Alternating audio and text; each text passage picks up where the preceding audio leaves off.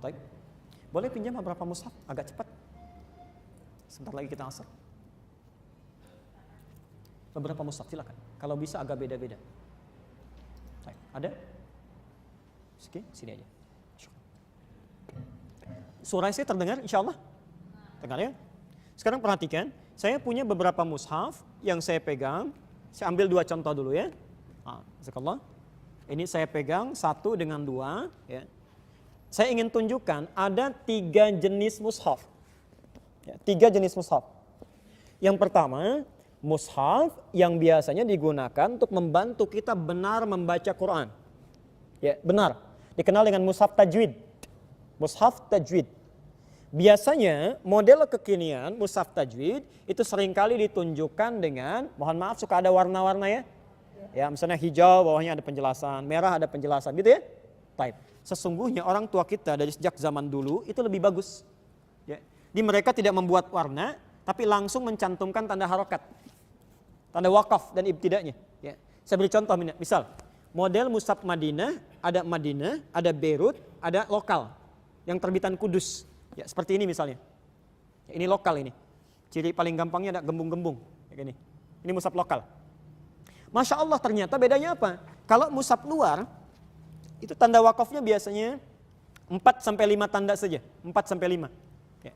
Tapi kalau mushaf kita, ya, mushaf yang lokal, ya, di kita, mushaf lokal, itu tandanya, enggak, tadi saya matikan Pak. Tandanya itu sampai wakaf yang paling akhir, 5-6 wakaf. Ya, sampai 6 tanda. Jadi begitu Bapak Ibu asal tahu huruf hijaiyah saja, melihat tandanya, harokatnya, fathah, dhammah, kasrah dan sebagainya, itu akan langsung benar insya Allah bacanya. Contoh, Al-Baqarah ayat keempat. Walladzina yu'minuna bima unzila ilaika wa ma unzila min qablik wabil akhirati hum yuqinun. Sekarang saya tulis begini, akhirah. Akhirah. Lihat sini, fokus. Kalau mushaf luar, misal mushaf Madinah, mushaf Lebanon, ya, Beirut, itu menulis akhirah harakatnya begini. Fathah tidur. Ini. Kalau ditulis begini tandanya, artinya dibacanya panjang atau pendek? Pendek. Pendek, pasti pendek. Ya, harakat begini pendek.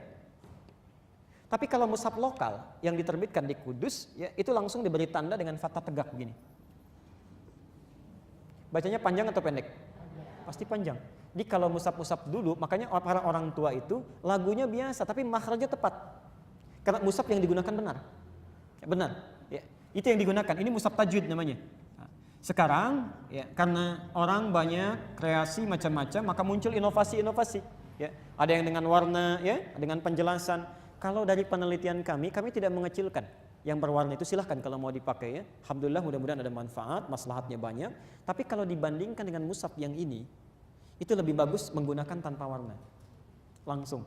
Karena orang terbiasa dengan warna, saat dialihkan pada yang tidak ada warnanya sudah bingung.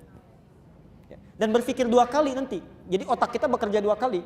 Begitu lihat misalnya, dzalikal kitabu la raiba fiih. Ada titik 3 nih di atasnya apa ini? Turun ke bawah lihat dulu. Naik lagi ke atas. Begitu baca ke bawah lagi, naik lagi ke atas.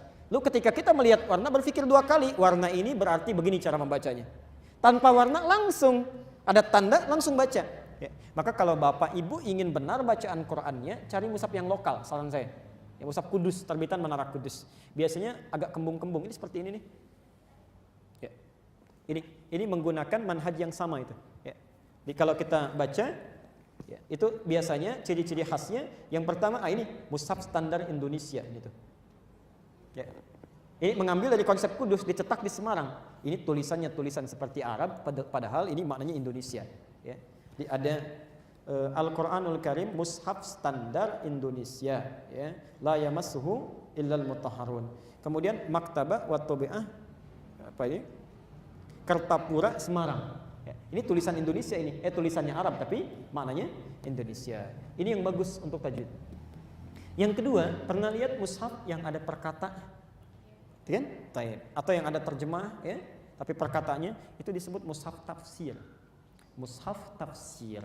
Jadi kalau Bapak Ibu ingin mudah memahami Quran, lihat kalimat-kalimatnya, yang dicari jangan mushaf tajwid, mushaf tafsir. Ada asbabun nuzulnya. Tapi dua mushaf ini, mohon maaf, kalau digunakan untuk menghafal Quran bisa, cuma progresnya agak lambat. Agak lambat. Ya. Jadi ketika kita baca banyak tergodanya. Oh, lihat warnanya, lihat dulu ke bawah. Menghafalnya kapan? Ya. Biasanya kalau menggunakan perkata pun itu kelemahannya, mesti dibantu, sering putus. Ya. Kami sering ketika kami sampaikan ada di tengah-tengah itu. Innal ladzina kafaru sawa'un 'alaihim. Nah, karena diputus tuh perkata itu. Maka kita dorong lagi dengan kata selanjutnya. A'anzartahum am lam tunzirhum la yu'minun. Terputus, bantu lagi. Maka kalau kita ingin mulai menghafal Quran, cari mushaf hafalan, namanya mushaf tahfidz. Mushaf tahfidz. Tahfidz.